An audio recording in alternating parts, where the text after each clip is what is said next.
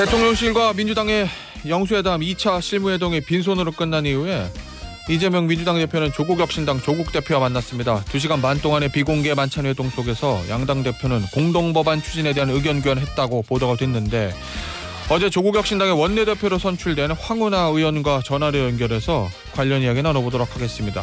의원님 안녕하세요. 네, 안녕하세요. 황운하입니다. 예, 의원님 당선 축하드립니다. 고맙습니다.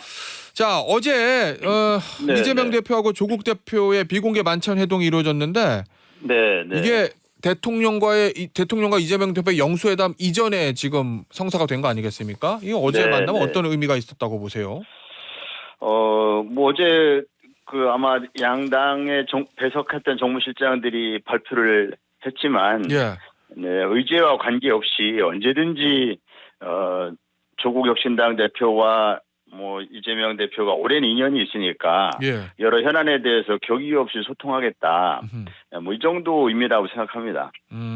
자, 그런데 이제 당장 있는 이슈가 요거 이제 범야권 연석회의 요거를 하자는 조국혁신당 조국 대표의 주장을 민주당에서 공개적으로 거절을 했거든요. 그래서 야권에 균열이 있는 거 아니냐, 요 얘기가 있었는데 그거를 불식시킬 수 있는 회담이었다, 이렇게 보십니까? 우리 조국혁신당에서 이제 범야권 연석회의를 제안했던 것은 그 영수회담에 임할 때 이재명 대표의 발언에 훨씬 더 무게가 실릴 수 있고, 예. 영수회담이라는 의미가 이제 야권을 좀 대표해서 여야의 영수회담이라는 그런 의미가 있는데, 예. 사실 야권은 민주당이 171석이죠. 지금 171석으로 압도적인 다수석이긴 하지만 범야권은 7개 정파가 있거든요. 7개 예. 정당이 있습니다. 원내 정당만. 예. 원내 의석이 있는 정당 7개 정당이 있기 때문에, 그래서 그러한 그 범야권의 목소리를 다 경청하시는 것은 영수회담에 필요한 것 아닌가, 영수회담에 임하기 전에 이런 네. 제안을 한 것이고요. 예. 이제 어저께 만남이 그와 직접 관련이 있다고는 민주당에서 밝히지 않았습니다. 예. 그렇지만 다양한 경로로 범야권의 목소리를 경청하는 그러한 어떤 영수회담 전 그러한 준비 과정의 일환이다. 저는 그런 측면이 있다고 생각합니다. 예, 그래서 말씀인데, 어제 만찬에서 이 범야권 연석회의에 대한 얘기는 없었다는 거잖아요. 네, 네. 예.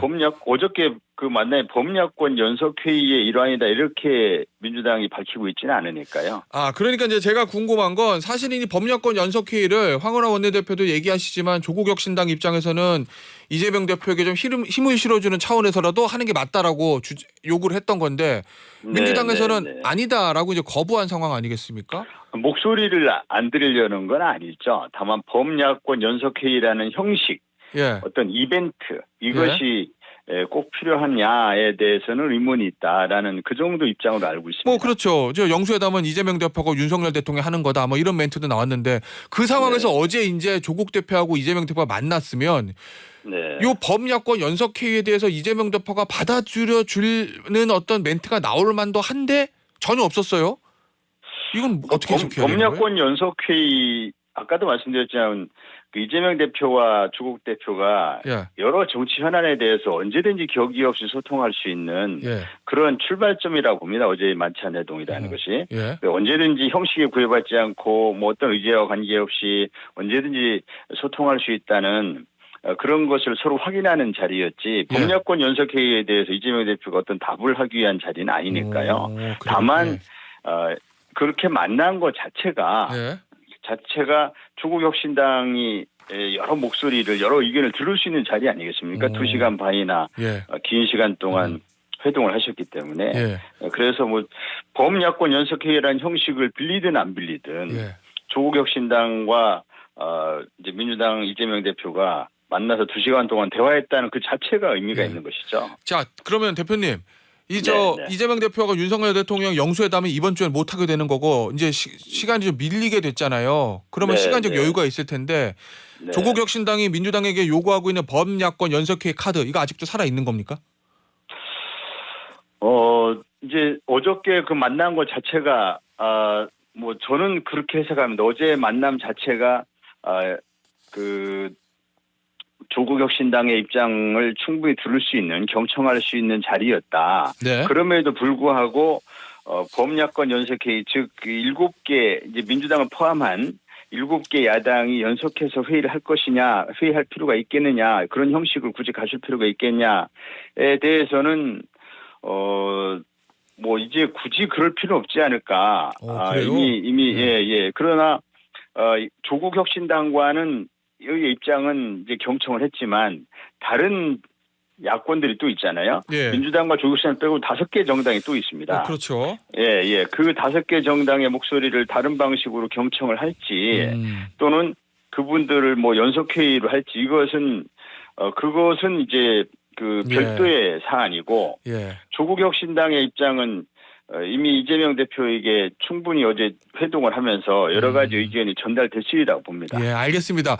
대표님, 이 야권 중에서 그래도 민주당하고 좀 가장 가까운 정파는 조국혁신당일 건데 네. 만약에 조국혁신당 차원에서 민주당 이재명 대표에게 자, 대통령과 영수회담하면 이거는 꼭 의제로 올려서 이거는 받아오세요라고 조언을 해드린다면 뭐를 얘기하시겠습니까? 조국혁신당의 입장뿐 아니라 영수회담에 기대는 어떤 국민들이 영수회담에서 어떤 의제가 논의되고 어떤 것을 받아왔으면 좋겠다는 것은 다 똑같은 입장일 거라고 저는 생각합니다. 네. 네.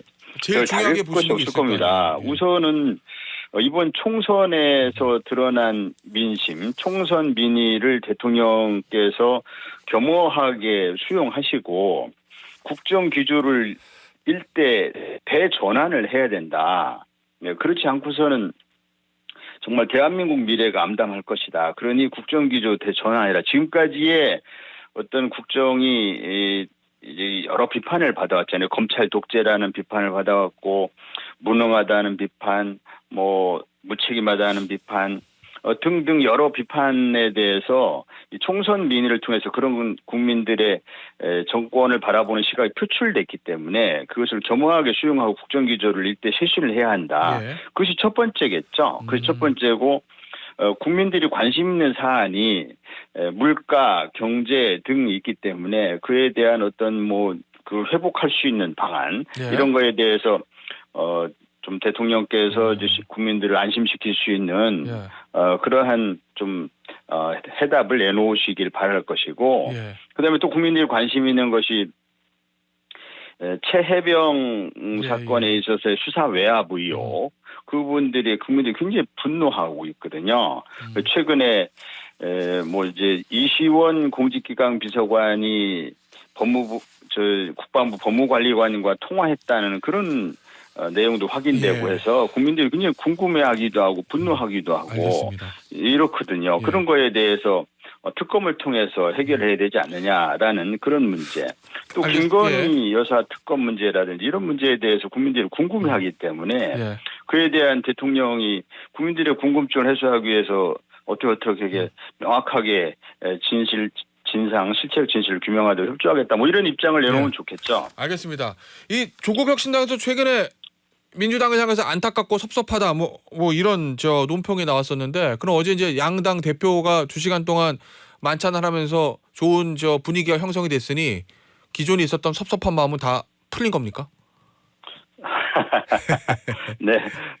뭐 조국혁신당과 민주당은 항상 우군으로서 선거 때도 그랬고 어제 이재명 대표도 언급하셨지만 선거 때도 역할을 서로 나누어서 좋은 관계를 유지했습니다. 그래서 윈윈의 결과를 얻었지 않습니까? 민주당과 조국혁신당 다 윈윈하는 결과를 얻었기 때문에 앞으로도 조국혁신당과 민주당은 우군으로서 서로 그 상생 또 협력 연대 협력하면서 서로 그 윈윈할 수 있는 관계, 연대 협력하는 관계가 잘 유지할 겁니다. 자, 그런데 대표님, 어제 이제 양 대표 간에 그런 만남이 있긴 했는데 오늘 아침 경향신문 기사를 보니까 이런 기사가 실렸어요. 요구 느는 조국혁신당, 그게 거슬리는 민주당. 네, 뭐가 무슨 조국혁신당이요? 요구가 느는 조국혁신당, 그게 거슬리는 민주당. 요게 이제 기사 제목인데 네. 총선 끝나고 조국혁신당에서 요구하는 것들을 그런 제안들을 민주당이 계속 거절하는 건 아니냐. 뭐 그런 얘기들 어제 나오고 기사 있거든요. 내용은 예. 확인을 못했는데요. 예. 현재 조국혁신당이 민주당을 향해서 제안한 내용이 뭘 가지고 말씀하시는지 잘 모르겠습니다.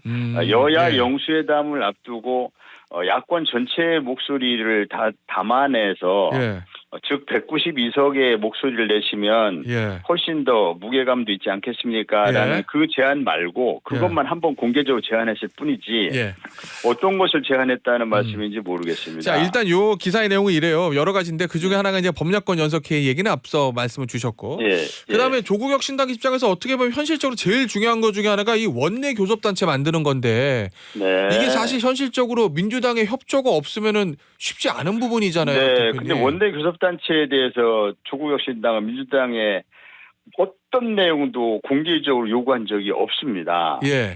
이 교섭단체 문제는 민주당이 먼저 얘기했던 사안입니다. 예. 민주당이 선거 과정에서 공약으로 김민석 당시 이 종합상황실장 선거 과정에서 총선 때 종합상황실장 하시던 김민석 의원께서 교섭단체 요건을 완화하겠다라고 먼저 말씀을 꺼내셨던 것뿐이지 예. 이후에 조국혁신당 민주당이 어떤 요구도 한 적이 없습니다. 예. 네, 자, 그러면은 민주당에서 예를 들어서 원내 교섭단체 요건을 완화하는 국회법을 개정해주지 않아도 상관없다. 비교섭단체로 남아있어도 괜찮다는 그런 말씀이신 건가요? 괜찮다는 의미가 아니고요. 예. 지금 이번에 총선에서 드러난 민심, 예. 즉 조국혁신당은 약 25%의 득표를 했습니다. 예. 즉 4분 중에 한 분은 조국혁신당에게 투표한 것이고, 예. 그 사람 숫자로 보면 투표인 수로 보면은 687만 5천 명이 조국혁신당에 투표했습니다. 네. 그러한 총선 민의를 충실하게 대변하기 위해서는 교섭단체가 되는 게 당연히 바람직하죠. 그렇기 때문에 그런 정치 발전 차원, 총선 민의를 충실히 대변하는 차원에서 교섭단체가 바람직하다는 말씀인 것이고, 예. 교섭단체에 대해서 여러 차례 입장을 밝혔지만 우리가 민주당에 뭐 어떤 요구를 한 적도 없고, 예. 그것에 그 최우선의 시급한 과제라고 생각한 그렇게 얘기한 적도 없습니다. 그러세요? 우리는 우리는 총선 기간에 국민들에게 약속드린 사안을 어떻게 이행하는 모습을 보여드릴 것인가, 거기에 집중할 것입니다. 거기에 집중하면서 교섭단체는 두 가지 방법이 있지 않습니까? 교섭단체 요건을 인하하는, 요건을 낮추는, 20석에서 15석으로 낮추든 이렇게 낮추는 방법이 있고, 또 하나는 조국혁신당 12석에 플러스 8분의 그렇죠. 의원들이 추가로 이렇게 확보돼서 공동의 교섭단체를 구성하는 방안 두 가지가 다 있거든요. 네, 그래서 두 가지 방안이 있긴 한데 그중 국회법 개정 사안은 그건 이제 압도적인 다수 의석인 민주당의 협조가 절대적으로 필요하죠. 근데 그걸 민주당한테 빨리 국회법 통과시켜달라고 조국혁신당 한 번도 요구한 적이 없습니다. 그러나 교섭단체 구성은 총선 민의 대변 차원에서 바람직한 것이다. 정치 문화, 정치 개혁 차원에서 바람직한 것이다. 알겠습니다. 그리고 글로벌 스탠다드 입장, 예를 들어서 선진 외국의 경우 어느 경우도 교섭단체 요건이 우리처럼 엄격한 데가 없습니다. 자, 알겠습니다. 국회 정수 5% 넘는 경우가 없습니다. 즉 우리로 치면 15석 넘는 경우가 없습니다. 자, 그러면 대표님의 입장은 조국혁신당이 민주당에게 먼저 요구하지는 않았고 요구할 생각도 없으나 민주당이 알아서 그렇게 해줘야 된다. 그게 총선 민의다. 이런 입장이신 거죠? 그 총선 민의를 충실히 대변하기 위해서는 조국혁신당이 교섭단체 되는 것이 바람직하다는 것은 아무도 의문이 없을 겁니다. 알겠습니다. 어제 이제 두 대표가 앞으로 이제 정책이나 법안도 협조하겠다고 이렇게 얘기를 했거든요. 구체적인 법안을 얘기를 하지 않았지만, 그런데 총선 때 보면 조국혁신당의 1호 법안이 총선 이후에 한동훈 특검법이잖아요. 이거 어떻게 보세요? 이거 만약에 내걸었을 때 민주당에서 협조해 줄 거라고 보십니까? 민주당이 당연히 협조할 것이고요.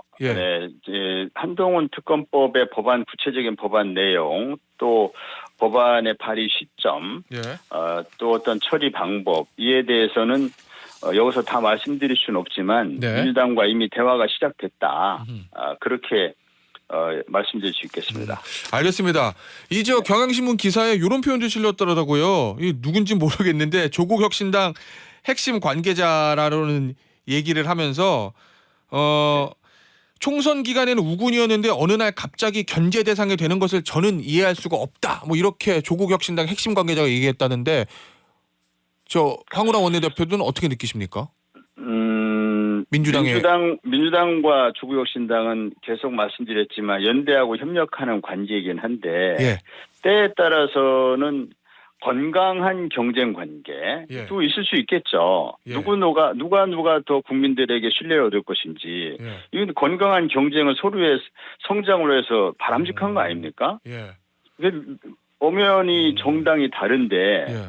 네, 조국혁신당과 민주당이 어떻게 하면 국민들의 신뢰와 지지를 더 많이 확보할 것인가에 대해서 정책으로 어떤 법안으로 이런 더 좋은 정치로 품격 있는 정치로 예. 뭐 이런 거로 서로 경쟁하는 거는 바람직한 거 아니겠습니까? 그 대표님 마지막 질문인데요. 네. 다음 대선에 야권 단일 후보를 놓고 이재명 대표와 조국 대표의 경쟁 이것도 깔려 있습니까? 그것은 지금 전혀 언급할 단계가 아니라고 봅니다. 지금은 그래요? 우리가 시급한 민생 문제 해결을 위해서 어떻게 머리를 맞댈 것인가 여기에 집중해야 하고요. 조국혁신당도 총선 민의를 어떻게 충실히 대변할 것인가, 총선 때 약속드렸던 것을 어떻게 잘 이행하는 모습을 보일 것인가 여기에 집중해야 되는데 예. 무슨 3년 남은 대선 얘기를 벌써 합니까? 그거는 바람직스럽지 않은, 전혀 바람직하지 않은 얘기라고 봅니다. 알겠습니다. 오늘 인터뷰는 여기서 마무리하도록 할게요. 지금까지 조국 네. 혁신당의 황운하 원내대표였습니다. 감사합니다. 네, 네.